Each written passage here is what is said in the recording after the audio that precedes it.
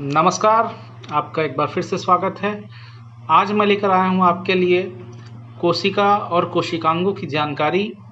ये वीडियो कक्षा 9वीं और 11वीं के छात्र छात्राओं को ध्यान में रखकर बनाया गया है ताकि उनको कोशिका की एक सामान्य जानकारी प्राप्त हो सके और एक बहुआयामी चित्र उनके मस्तिष्क में बन सके।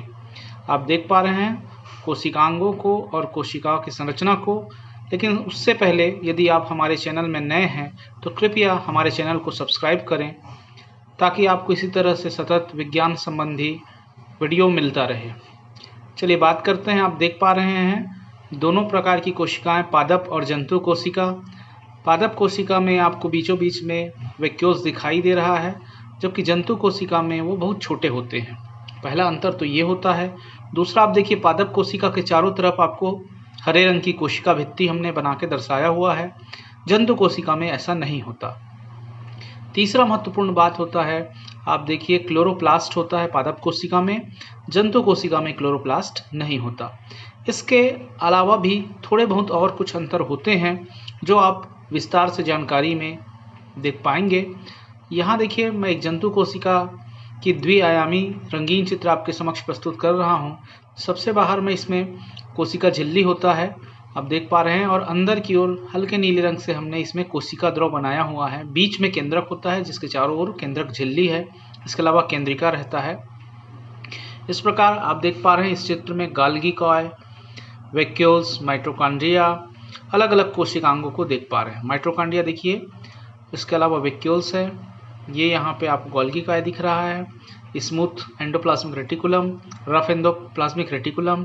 इस प्रकार अलग अलग कोशिकांग आपको दिखाई दे रहे हैं। ये सभी कोशिकांग समन्वित रूप से कोशिका का निर्माण करते हैं। आगे हम अलग अलग प्रकार की कोशिकाओं के डिज़ाइन को देखें तो ये एक ब्लड स्लाइड है जिसमें आपको श्वेत रक्त कणिकाएं, स्नोफिल, न्यूट्रोफिल्स दिखाई दे रहा है। इसके अलावा लिम्फोसाइट्स, बेसोफिल, ये सभी इसमें उपस्थित हैं। और ये ह्यूमन ब्लड का, जैसे हम मलेरिया टेस्ट कराने जाते हैं तो दिखाई देता है, वैसे ही है। इसके अलावा इसमें लाल रक्त कणिका गोलेकार और साथ ही साथ छोटे छोटे प्लेटलेट्स भी दिखाई दे रहे हैं। लाल रक्त कणिका है। इसके अलावा बहुत छोटे बिंदु जो दिखाई दे रहे हैं वो प्लेटलेट्स हैं।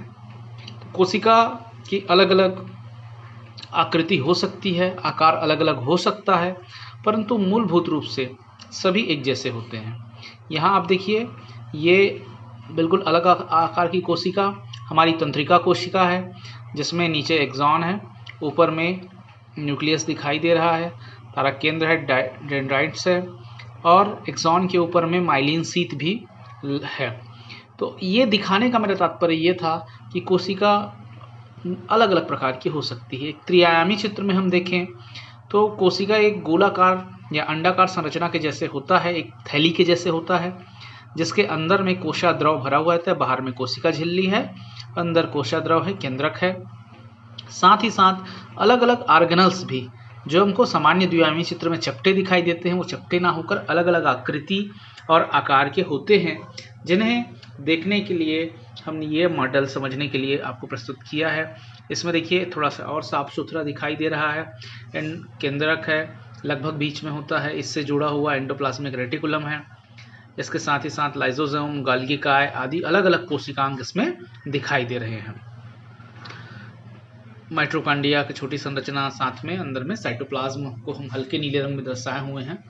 तो ये चित्र दिखाने का तात्पर्य है कि आपको एक बहुआयामी चित्र दिमाग में आए और ऐसा ना हो कि आपको केवल एक कागज के चित्र की तरह समझ में आए। ये देखिए कोशिका झिल्ली के बीचों बीच में लिपिड का परत होता है और बाहर की ओर कोशिका झिल्ली में प्रोटीन के अणु पाए जाते हैं। इसके अलावा प्रोटीन के कुछ अणु अंदर भी पाए जाते हैं, तो बाहर पाए जाते हैं एक्सेंट्रिक, अंदर पाए जाते हैं इंसेंट्रिक प्रोटीन कहलाते हैं। कुछ प्रोटीन आर पार परिवहन के लिए पाए जाते हैं। आप देखिए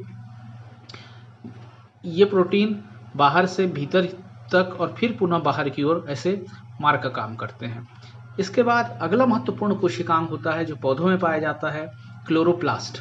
क्लोरोप्लास्ट दोहरी झिल्ली वाली कोशिकांग है। आप देख पा रहे हैं बाहर गाढ़े हरा रंग से, अंदर हल्के हरा रंग से हमने दोहरा झिल्ली बनाया। उसके अंदर में यहाँ थैलेकॉइड हैं, इसको अकेले को थैलम कहते हैं। तो ग्रेना और स्ट्रोमा, तो ये ग्रेना है। ग्रेना के अलावा अंदर जो खाली जगह हुआ है उसको आप देख पा रहे हैं स्ट्रोमा से लेबलिंग किया गया था। इसके बाद आप देखिए इसी से मिलता जुलता कोशिकांग, इसको कहते हैं माइटोकॉन्ड्रिया। ये भी दोहरा झिल्ली वाला है। आंतरिक झिल्ली जो होता है वह उभार लिए हुए रहता है, आप देख पा रहे हैं उभार बना हुआ है, और इसके ऊपर F1 पार्टिकल्स होते हैं जहां श्वसन की क्रिया संपूर्ण होती है, और इसी कारण से ऊर्जा देने के कारण इसको कोशिका का ऊर्जाघर भी कहते हैं। तो ये महत्वपूर्ण कोशिकांग हुआ जो कोशिका को ऊर्जा प्रदान करता है। इसमें विभिन्न प्रकार के एंजाइम पाए जाते हैं। इस क्षेत्र में भी आप देखिए तो बाहर से एक ये कैप्सूल की तरह दिखाई देता है। अब आप देखिए केंद्रक के सापेक्ष आप देख पा रहे थे उस चित्र में